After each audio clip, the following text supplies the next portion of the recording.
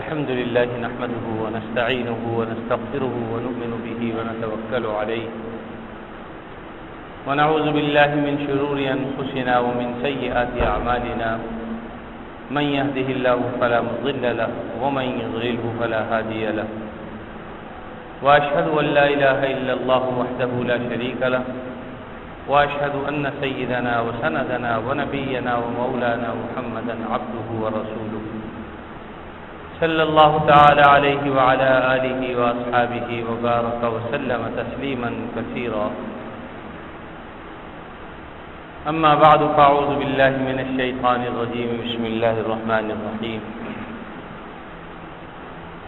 يا أيها الذين آمنوا كتب عليكم الصيام كما كتب على الذين من قبلكم لعلكم تتقون أياما معدودات فمن كان منكم مريضا أو على سفر فعدة من أيام أخر وعلى الذين يطيقونه فدية طعام مسكين فمن تطوع خيرا فهو خير له وأن تصوموا خير لكم إن كنتم تعلمون شهر رمضان الذي أنزل فيه القرآن هدى للناس وبينات من الهدى والفرقان فمن شهد منكم الشهر فليصم ومن كان مريضا أو على سفر فعدة من أيام أخر يريد الله بكم اليسر ولا يريد بكم العسر صدق الله العظيم.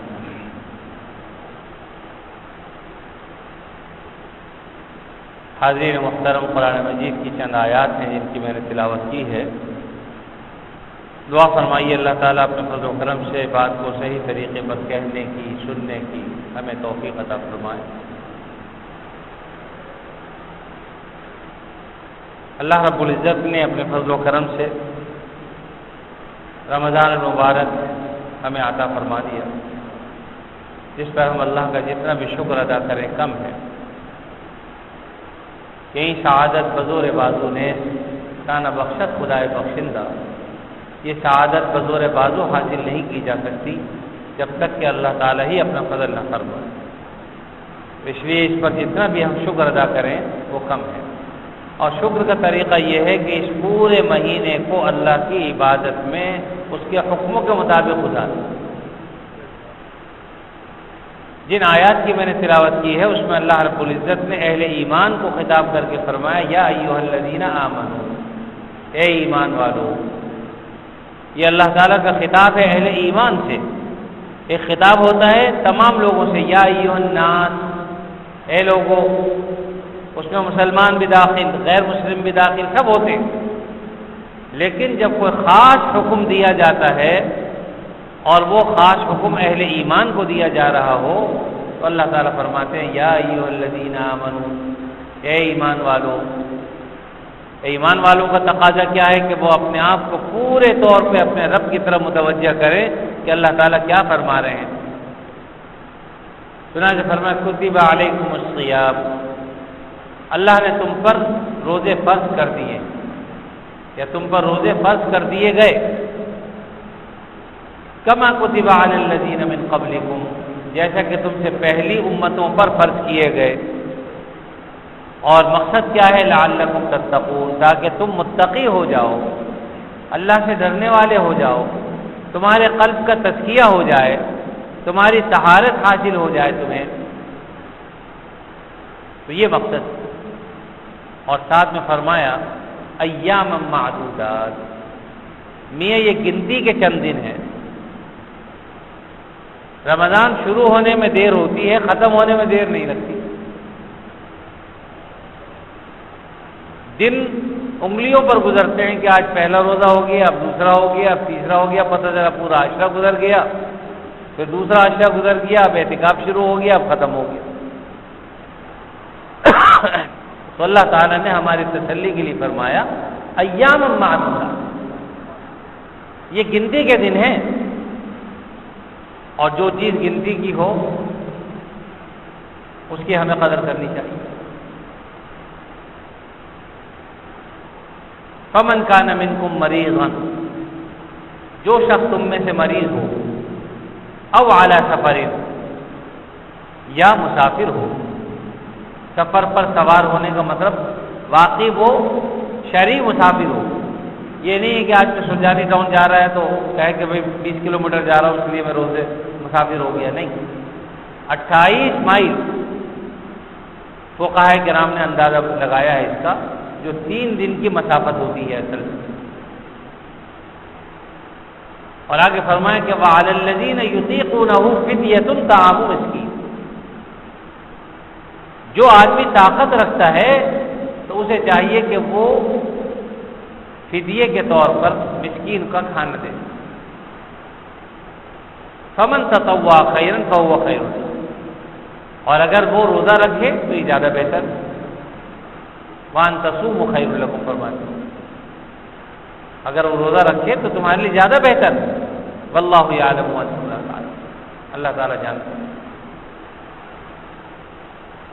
تو بہرحال یہ احکام اللہ رب العزت نے اس میں بیان فرمائے اہل ایمان کو. اس میں خاص طور پر جو ہمارے لیے یہ بات ہے وہ یہ کہ ابتدائی زمانے میں جب روزے کا خوگر کرنا مقصد تھا، اس لیے کہ ابتدا میں صرف 3 روزے مہینے میں فرض تھے اور 1 عاشورہ کا روزہ، تو گویا کہ 4 روزے سال بھر میں تھے. یعنی ہر 3 دن کے روزے اور اس کے بعد پھر 1 عاشورے کا روزہ، یہ اللہ تعالیٰ نے فرض کے طور پر رکھے. پھر جب رمضان المبارک کے روزے اللہ نے فرض کر دیے تو یہ 3 روزے بھی ختم ہو گئے، عاشورے کی فرضیت بھی ختم ہو گئی. اب وہ نفلی طور پر ہیں، جس کا جی چاہے رکھے ثواب حاصل کرے اور جس کا جی چاہے تو نہ رکھے. تو شروع زمانے میں جب رمضان المبارک کے روزے فرض کیے گئے تو اللہ تعالیٰ فرمائے کہ وَعَلَى الَّذِينَ يُطِيقُونَهُ فِدْيَةٌ طَعَامُ مِسْكِينٍ. کبھی روزے تو ہم نے فرض کر دیے ہیں، لیکن اگر کوئی شخص روزہ نہیں رکھنا چاہتا، ادھر ہے یا نہیں اس سے کوئی بحث نہیں، تو اسے چاہیے کہ وہ ہر روزے کے بدلے میں 1 مسکین کا کھانا دے دے 2 وقت کا. یہ شروع زمانے میں. لیکن ساتھ میں یہ بھی فرما دیا کہ وَأَن تَصُومُوا خَيْرٌ لَكُمْ، روزہ رکھو تو زیادہ بہتر. لیکن بعد میں پھر اللہ تعالیٰ نے اس حکم کو منسوخ فرما دیا اور فرمایا فَمَن شَهِدَ مِنكُمُ الشَّهْرَ فَلْيَصُمْ. جو اس مہینے کو پائے اسے چاہیے وہ روزہ رکھے. اب پانے کا کیا مطلب ہے؟ یعنی جس شخص میں صلاحیت ہو. اب اس سے نابالغ نکل گیا، مجنون نکل گیا، پاگل دیوانہ.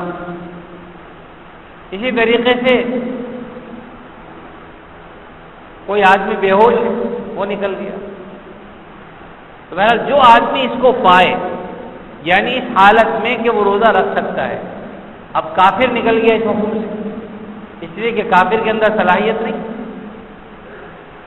یہی وجہ ہے کہ اگر کوئی کافر آدمی درمیان رمضان میں مسلمان ہو جاتا ہے، 15ویں روزے کو 20ویں روزے کو، تو گزشتہ روزے کی قضا اس کے ذمہ نہیں ہے. صرف جو روزے وہ پائے گا اس کی جو ہے وہ رکھے گا. اگر کوئی 20ویں روزے کو مسلمان ہوا ہے تو صلاحیت اب پائی گئی 20ویں روزے کو، لہذا 20 کے بعد کے روزے اس کے ذمہ ہیں. اس سے پہلے کی صلاحیت ہی نہیں تھی، لہذا وہ روزے بھی نہیں.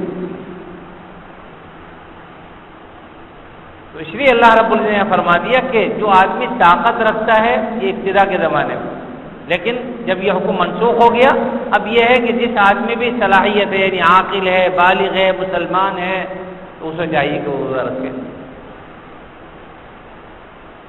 فَمَن شَهِدَ مِنكُمُ الشَّهْرَ فَلْيَصُمْ.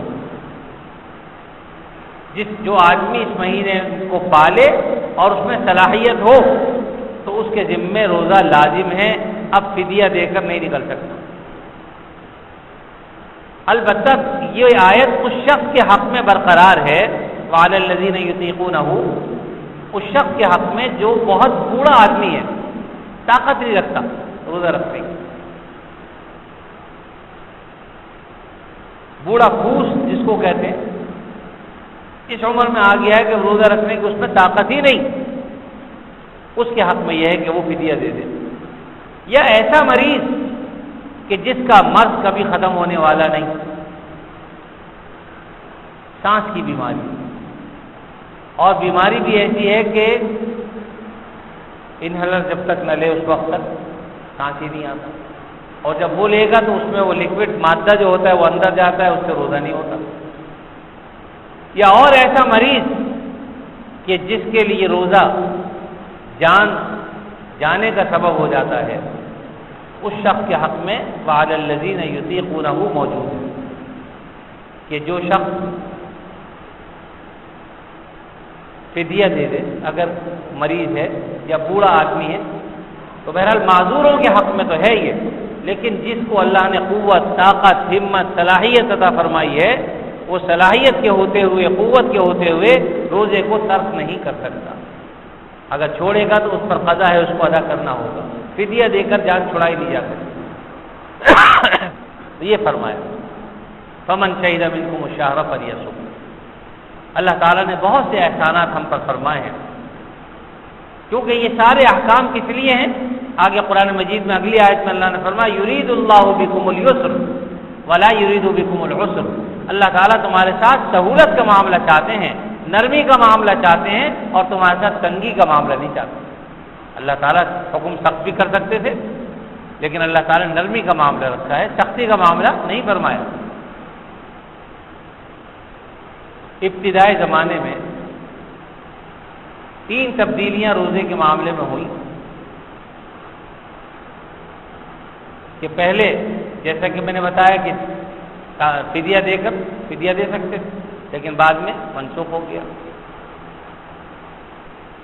افطار کے بعد جب تک آدمی جاگ رہا ہے جب تک کھا پی سکتا تھا، لیکن سو گیا تو روزہ شروع ہو جاتا تھا۔ حضرت سرما رضی اللہ تعالیٰ عنہ ایک دن مزدوری کر کے آئے، شام کے وقت میں آئے، تھکے ہارے تھے، عشاء کی نماز پڑھ کے سو گئے، ابھی کچھ کھایا پیا بھی نہیں تھا، لیکن جب سو گئے تو روزہ شروع ہو گیا۔ اور دوسرے دن جب بہت کمزوری ہو گئی تو آپ صلی اللہ علیہ وسلم نے پوچھا کیا معاملہ ہے؟ تو فرمایا کہ اللہ کے نبی صلی اللہ علیہ وسلم رات کے وقت آئے تھے مزدوری کر کے، عشاء کی نماز پڑھی، لیٹے اور آنکھ لگ گئی، اور جب آنکھ لگ گئی تو روزہ شروع ہو گیا، لہذا کمزوری آ گئی کہ 24 گھنٹے وہ گزر گئے، 24 گھنٹے اب دوسرے شفٹ چل رہے۔ اور ادھر ایک اور معاملہ ہوا کہ سونے کے بعد چونکہ روزہ شروع ہو گیا، لہذا بیوی کے پاس جانا بھی جائز نہیں۔ سیدنا عمر فاروق رضی اللہ تعالیٰ عنہ اپنی اہلیہ کے پاس چلے گئے، اور پھر آپ صلی اللہ علیہ وسلم کی خدمت میں حاضر ہو کر انتہائی شرمندگی کے ساتھ عرض کرنے لگے کہ ایسی غلطی ہو گئی۔ بہرحال یہ ساری باتیں جمع ہو گئیں، اللہ رب العزت نے آسانی کا معاملہ فرمایا اور فرمایا کہ ثم اتموا الصیام الی اللیل، ہم نے تم پر آسانی کر دی، اب تم روزہ جو ہے رات تک رکھو، یعنی مغرب تک، صبح صادق سے لے کر اور غروب آفتاب تک روزے کا وقت مقرر کر دیا، یعنی راتوں کو اللہ تعالیٰ نے ہمارے لیے حلال کر دیا کہ ہم کھائیں پئیں، روزہ جن چیزوں کا نام ہے ان سب چیزوں سے ہمیں آزاد کر دیا کہ جب تم نے افطار کر لیا اب تم کھا سکتے ہو، پی سکتے ہو، سو سکتے ہو، اور بیوی کے ساتھ جماع کر سکتے ہو، یہ ساری چیزیں ہمارے لیے حلال کر دی۔ اللہ تعالیٰ فرماتا ہے یرید اللہ بکم اليسر، اللہ تعالیٰ آسانی کے معاملے چاہتے، سختی نہیں چاہتے۔ جو جس طرح روزوں میں تبدیلیاں آئیں، اسی طریقے سے کچھ تبدیلیاں اللہ تعالیٰ نے نماز میں بھی کی، تین حالتیں نماز کی بدلی۔ شروع میں جب آپ صلی اللہ علیہ وسلم مدینہ تشریف لائے، تقریباً 17 ساڑھے 17 مہینے بیت المقدس کی طرف منہ کر کے نماز پڑھتے رہے۔ پھر قد نرى تقلب وجهك في السماء آیت نازل ہوئی، جس میں آپ کو حکم دیا گیا کہ فولی وجهك شطر المسجد الحرام، مسجد حرام کی طرف اپنا منہ کر لیجیے۔ ایک تبدیلی تو یہ ہوئی۔ دوسری تبدیلی اذان کے سلسلے میں تھی کہ لوگ کس طرح سے جمع ہو، اس وقت تک اذان نہیں ہوتی تھی، تو اللہ رب العزت نے ایک صحابی کو خواب میں یہ دکھایا کہ ایک شخص جو سبز رنگ کا حلہ پہنا ہوا ہے اور وہ اذان دے رہا ہے، اور اذان کے بعد پھر اقامت کہی، اس میں قد قامت الصلاۃ کا اضافہ کیا، تو وہ نبی کریم صلی اللہ علیہ وسلم کے پاس آئے اور آ کر عرض کیا کہ اللہ کے نبی صلی اللہ علیہ وسلم میں نے خواب میں اس طرح سے دیکھا ہے، اور بعض روایتوں میں آتا ہے کہ آپ نے فرمایا کہ یہ اذان جو ہے حضرت بلال کو سکھا دو، اور جب بلال رضی اللہ تعالیٰ عنہ کی آواز اونچی ہوئی تو حضرت عمر فاروق رضی اللہ تعالیٰ عنہ بھی دوڑے دوڑے چلے آئے کہ میں نے بھی یہ خواب دیکھا اور مجھے بھی یہ کلمات دکھلائے گئے ہیں، لیکن حضرت زید بن عبد ربہ ہی پہلے آ چکے تھے، اس لیے بہرحال یہ فضیلت انہیں حاصل ہوئی۔ تو اذان مقرر ہو گئی اور تکبیر مقرر ہو گئی، اور تیسری تبدیلی یہ آئی کہ حضرت معاذ بن جبل فرماتے ہیں کہ پہلے یہ ہوتا تھا کہ جتنی رکعتیں کسی کی رہ جاتی تھی، 1 یا 2 رکعت، تو اشاروں میں پوچھ لیتا تھا کتنی رکعتیں ہوئی، تو وہ جواب میں کہتا تھا 2 ہو گئی، 3 ہو گئی، اشاروں میں بتا دیا کرتے تھے۔ تو وہ جو 2 یا 3 رہتی تھی پہلے ان کو مکمل کرتا تھا، اور پھر باقی نماز میں امام کے ساتھ شرکت ہوتی تھی۔ حضرت معاذ فرماتے ہیں کہ ایک دن جب میں نماز میں شامل ہونے کے لیے آیا تو میں نے دل میں سوچ لیا کہ میں تو امام کے ساتھ جا کر شامل ہو جاؤں گا اور اپنی رہی ہوئی جو نماز ہے وہ سلام پھیرنے کے بعد مکمل کروں گا۔ چنانچہ حضرت معاذ رضی اللہ تعالیٰ نے ایسا ہی کیا، یہ آ کے نبی کریم صلی اللہ علیہ وسلم کے ساتھ شامل ہو گئے، اور جو نماز رہ گئی تھی وہ سلام پھیرنے کے بعد کھڑے ہو کر آپ نے مکمل فرمائی۔ نبی کریم صلی اللہ علیہ وسلم جب یہ معاملہ دیکھا تو آپ نے ان لوگوں سے کہا کہ معاذ نے تمہارے لیے یہ طریقہ اچھا نکالا، آئندہ تم بھی ایسے کیا کرو۔ تو دیکھیے یہ 3 تبدیلیاں نماز کے موقع پر ہوئیں اور 3 تبدیلیاں ہی روزے میں ہوئی۔ تو اللہ تعالیٰ نے ہمارے لیے آسانی فرما دی کہ صبح صادق سے لے کے غروب آفتاب تک ہمیں روزہ رکھنے کا، ثم اتموا الصیام الی اللیل، کہ روزوں کو تو مکمل کرو۔ تو بہرحال یہ احکام ہمیں دیے، اور ساتھ میں ہمیں تسلی دے دی کہ دیکھو یہ روزے صرف تم پر فرض نہیں کیے گئے، تم سے پہلی امتوں پر بھی اللہ نے فرض کیے، اگرچہ حیت کے اعتبار سے، کیفیت کے اعتبار سے یہ ضروری نہیں ہے کہ وہ 30 دن کے روزے تھے یا ان کی مقدار اتنی تھی یا طریقہ بھی ایسا ہی تھا، اس میں تبدیلی ہو سکتی ہے، لیکن روزے بہرحال سب امتوں پر رہے ہیں۔ اس لیے اللہ تعالیٰ نے فرما دیا تاکہ ہمیں تسلی ہو جائے اور ہم جو ہے وہ روزوں کا اہتمام بھی کریں، اور اس کے ساتھ ساتھ اس میں جو سختی آ جائے تھوڑی سی اس کو برداشت کریں۔ چنانچہ نبی کریم صلی اللہ علیہ وسلم نے حدیث مبارکہ میں یعنی صحابہ کرام کو ہدایات دیتے ہوئے جو باتیں ارشاد فرمائیں، اس میں فرمایا کہ لوگوں تم پر 1 مہینہ سایہ فگن ہوا چاہتا ہے۔ یہ مہینہ بہت بڑا مہینہ ہے، رحمت والا مہینہ ہے، اس میں ایک رات ہے جو شب قدر کی رات ہے، جو 1000 مہینوں سے زیادہ افضل رات ہے، اور اسی طرح فرمائیں کہ صبر کا مہینہ ہے، غمخواری کا مہینہ ہے۔ یہ اس لیے بتا دیا کہ بھئی اگر گرمی میں روزے آ جائیں تو بہت زیادہ اپنے آپ کو تنگی محسوس مت کرو۔ صحابہ کرام کے زمانے میں جو گرمی پڑتی ہے اور آج بھی عرب میں جو گرمی پڑتی ہے، اگرچہ آج اس کا توڑ نکال لیا ہے کہ ایسی آ گئے دوسری چیزیں آ گئی، لیکن بہرحال اب بھی گرمی کی شدت یہاں سے بہت زیادہ ہوتی ہے، تارپول پگھل جاتا ہے سڑکوں، اتنی گرمی ہوتی ہے۔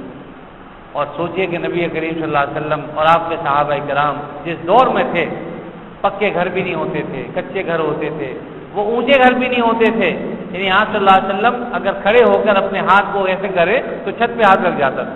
تو سوچیے کہ تپش کیسی ہوتی ہے، ٹھنڈی جب ہوگی چھت، لیکن جس وقت تپش ہے تو کیسی ہوگی۔ ایک حدیث میں آتا ہے کہ آپ صلی اللہ علیہ وسلم ایک مرتبہ سفر میں تھے، اور آپ کو پتہ ہے کہ سفر میں روزہ رکھنا نہ رکھنا دونوں کی گنجائش ہے، اللہ تعالیٰ نے یہ سہولت ہمیں دی، اگر ہم سفر میں روزہ نہ رکھنا چاہیں تو کوئی تعان نہیں، کوئی تشریح نہیں، کوئی کسی شخص کو نہیں کہہ سکتا کہ تم نے روزہ کیوں نہیں رکھا، اللہ نے شریعت نے ہمیں اجازت دی ہے، اس لیے ہم چھوڑ سکتے ہیں۔ مریض ہے، بیمار ہے، ایسا بیمار ہے کہ روزہ رکھنے پر قدرت نہیں ہے تو روزہ چھوڑ سکتے ہیں، بعد میں اس کو رکھ لیں۔ فعدۃ من ایام اخر فرمایا کہ ان روزوں کو بعد کے دنوں میں قضا کر لیں، اور بعض بزرگوں نے فرمایا کہ جب تم قضا کرو گے تو تمہارے حق میں رمضان لوٹ آئے گا، وہی انوار و برکات، وہی سب چیزیں، اور بغیر عذر کے چھوڑو گے تو ساری زندگی رکھتے رہو، ایک روزے کے برابر بھی ثواب حاصل نہیں کر سکتے۔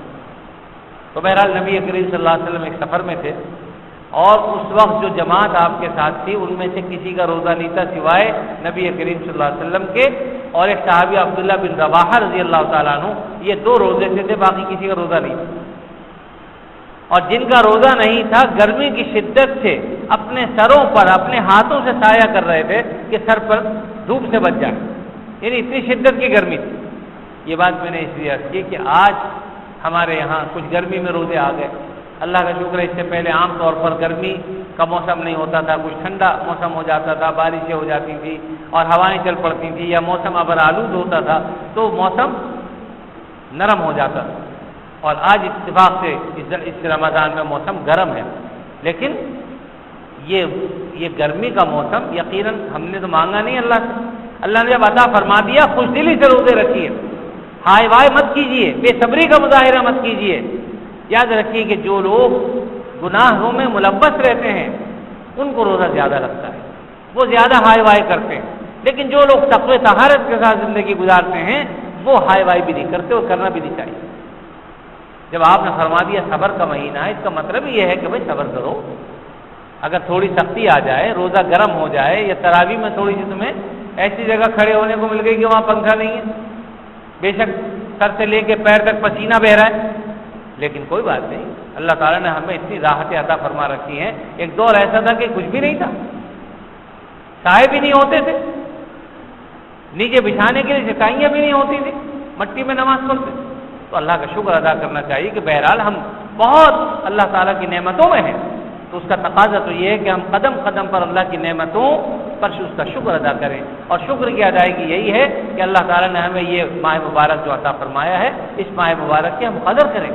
صحابہ کرام میں سے بعض تو یہ فرماتے ہیں کہ ہمیں سخت گرمیوں کی حالت میں روزہ رکھنا محفوظ تھا، اور سخت گرمی کی دوپہر میں طواف کرنا مقصود تھا، یعنی محبوب تھا اجر و ثواب کے اعتبار سے۔ دیکھیے نا، سردی کی رات ہو، رات کو اٹھنا بہت مشکل ہوتا ہے، گرم بستر سے نکلنا مشکل ہوتا ہے، لیکن صحابہ کرام فرماتے ہیں کہ ہمیں ٹھنڈی اور سردی کی راتوں میں رات کو اٹھ کر تہجد کے لیے وضو کرنا اور اس میں مشغول ہونا، اور سخت گرمی کی دوپہر میں طواف کرنا اور روزے رکھنا، یہ ہمیں محبوب۔ تو میرے عزیز و اللہ نے ہمیں جو تھوڑی سی یہ گرمی کے دن دکھا دیے ہیں، اللہ سے ہم دعا بھی کرتے رہے کہ اللہ اپنے فضل و کرم سے رحمت کی بارش برسا دیجیے، اس گرمی کو دور فرما دیجیے، لیکن اس کے ساتھ ساتھ کچھ عبرتیں بھی اس سے ہمیں پکڑنی چاہیے کہ ہم سے یہ گرمی برداشت نہیں ہوتی، تو جب سورج سوا نیزے پر ہوگا تو اس وقت کی گرمی کا کیا حال ہوگا۔ ہر آدمی اپنے پسینے میں ڈوبا ہوا ہوگا، کوئی گھٹنوں تک، کوئی پیٹ تک، کوئی جو ہے وہ گردن تک، پسینہ اس قدر ہوگا کہ اپنے پسینوں کے سیلاب میں انسان غرق ہوگا اور سورج سوا نیزے پر ہوگا۔ سوچیے، تو اس گرمی سے ہم آخرت کی گرمی یاد کریں، اللہ سے اس گرمی کی پناہ مانگے گے، اللہ میں بچائیے اس گرمی سے۔ اور اس ماہ مبارک میں جو ہمیں کرنے کا کام دیا گیا وہ یہ کہ لا الہ الا اللہ کی کثرت کریں، استغفار کی کثرت کریں، اللہ سے جنت کا سوال کریں، اور دوزخ سے بچنے کی دعائیں کریں۔ یعنی یہ 4 کام بتائے نبی کریم صلی اللہ علیہ وسلم نے کہ اس ماہ مبارک میں تمہارے لیے، ایک تو یہ کہ لا الہ الا اللہ، اس کی کثرت کرو، اور اس کلمے کو میں نے صبح کے بیان میں بیان کیا تھا کہ معمولی مت سمجھیے، جو چیزیں اہم ہوتی ہیں اللہ تعالیٰ اسے عام فرما دیتے ہیں تاکہ سب لوگوں کی دسترس میں رہے۔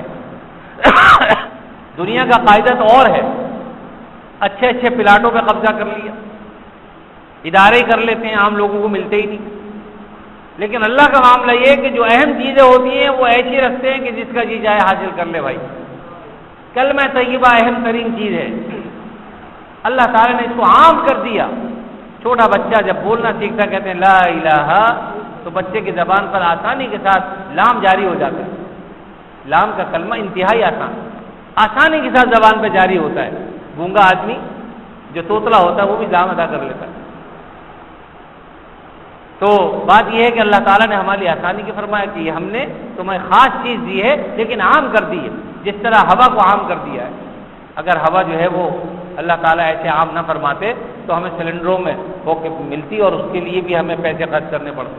تو اللہ نے کرم فرمایا کہ ہوا ہمارے لیے عام ہے اگرچہ اہم ہے، پانی عام ہے اگرچہ اہم ہے، اسی طریقے سے کلمہ بھی عام ہے اگرچہ اہم ہے۔ تو حضرت موسیٰ علیہ السلام کو فرمایا موسیٰ اس کو عام کلمہ مت سمجھو، یہ خاص کلمہ ہے۔ اگر ساری خدائی کا مطلب یہ ہے کہ آسمانوں کے اندر فرشتے یا اور جتنی مخلوقات ہیں، زمین میں جو مخلوق ہے، جتنی بھی مخلوقات ہیں، وہ ساری کی ساری اور خود آسمان و زمین کو بھی ایک پلڑے میں اگر رکھ دیں اور دوسرے پلڑے میں اخلاص سے کہا ہوا کلمہ لا الہ الا اللہ محمد رسول اللہ رکھ دیں تو اللہ تعالیٰ فرماتے ہیں کہ کلمہ طیبہ ہی کا پلڑا جھک جائے گا۔ یہ اتنا خاص کلمہ ہے، اس کو عام مت سمجھیے۔ تو اس ماہ مبارک فرمائیں کہ ایک تو لا الہ الا اللہ کی کثرت کرو، دوسرا فرمایا استغفار کرو. استغفار کے بارے میں فرمایا کہ من لزم الاستغفار، جو آدمی استغفار کو لازم پکڑ لے، جعل اللہ له من كل ضيق مخرجا، اللہ تعالیٰ ہر تنگی سے نکلنے کا اس کے لیے سامان پیدا فرما دیتے ہیں. ومن كل هم فرجا، اور ہر غم اور ہم سے نکلنے کا سامان پیدا کر دیتے ہیں. ورزقه من حيث لا يحتسب، اور ایسی جگہ سے رزق عطا فرماتے ہیں کہ جہاں سے آدمی سوچ بھی نہیں سکتا. بھائی تنگی میں ہو استغفار پڑھیے، پریشانی ہے استغفار پڑھیے، رزق کی تنگی ہے استغفار پڑھیے، ہر مرض کا علاج استغفار. تو فرمایا اس مہینے میں خاص طور پر کثرت سے پڑھو.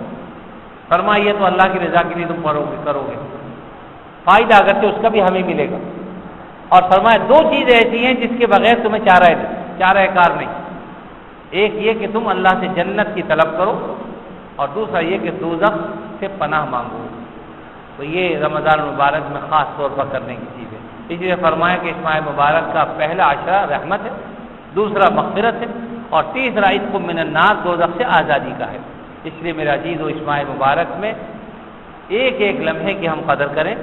اللہ تعالی نے جو ہمیں عطا فرما دیا ہے اس کی صحیح طریقے پر قدر کرتے ہوئے ہم رمضان المبارک کے روزے بھی رکھیں، قرآن مجید کی تلاوت کریں، تراویح میں قرآن مجید کو پڑھیں، اور 3 روز اور 5 روزہ تراویح پڑھ کر یہ نہ سمجھیں کہ اب تراویح ختم ہو گئی. تراویح پورے مہینے پڑھنا سنت ہے. اسی طرح پورے قرآن مجید کا سننا یہ ایک الگ سے سنت ہے. اس لیے اگر کسی کو ضرورت ہے کہ وہ جلدی سننا چاہتا ہے تو بے شک سن لے، لیکن اس کے ساتھ ساتھ تراویح اس کے ذمہ ہے، چاہے جماعت سے پڑھے. اگر جماعت سے پڑھنے پر قدرت نہیں ہے، ممکن نہیں ہے، سفر میں ہے، تو اپنی الگ سے پڑھ لے، لیکن بہرحال اپنے ذمہ رہے گی. پھر جس طرح مردوں کے ذمہ ہے ایسے ہی عورتوں کے ذمہ بھی ہے. اور خود اللہ رب العزت نے، یعنی آپ صلی اللہ علیہ وسلم جو حدیث بیان فرمایا کہ اللہ تعالیٰ فرماتے ہیں کہ میں نے اس کے روزوں کو فرض کیا اور اس کے رات کے قیام یعنی تراویح کو سنت قرار دیا. اور جہاں بعض احادیث میں نبی کریم صلی اللہ علیہ وسلم نے اپنی طرف اس کو منسوخ کیا ہے کہ میں نے سنت کیا، تو اس کا مطلب تاکید ہے. یعنی اللہ تعالیٰ نے تو سنت قرار دیا ہی ہے، لیکن نبی کریم صلی اللہ علیہ وسلم تاکید فرمائی. اس لیے میرا عزیز ہو، تراویح اور روزے اس مہینے کا خاص تحفہ ہیں. اس کے ساتھ ساتھ جو ہے وہ میں نے گزشتہ جمعہ بیان کیا تھا کہ اگر ممکن ہو سکے تو اس مہینے کو خاص کر لیجیے اللہ کی عبادت کے لیے. جتنا ہو سکے خوب عبادت اللہ کی کر کے راضی کیجیے اللہ تعالیٰ مجھے بھی اس کی توفیق عطا فرمائے، آپ کو اور تمام مسلمانوں کو بھی اس کی توفیق عطا فرمائے. وآخر دعوانا ان الحمد للہ رب العالمین.